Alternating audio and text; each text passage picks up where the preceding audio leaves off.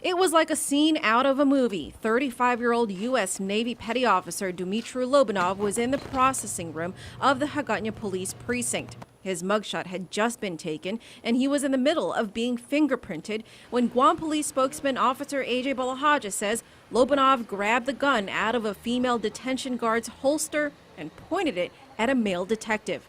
Balahaja says the male detective immediately drew his gun and ordered Lobanov to drop his weapon. Then the unthinkable. Lobanov held the woman hostage. Finally, he turned the gun on himself.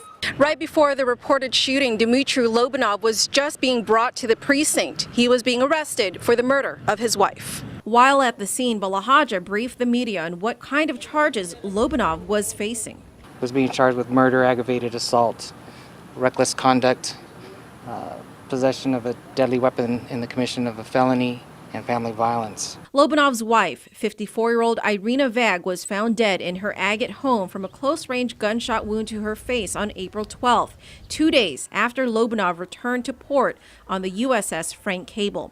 Balahaja says he's confident that police had built a solid case and that Lobanov would have been found guilty of his wife's murder.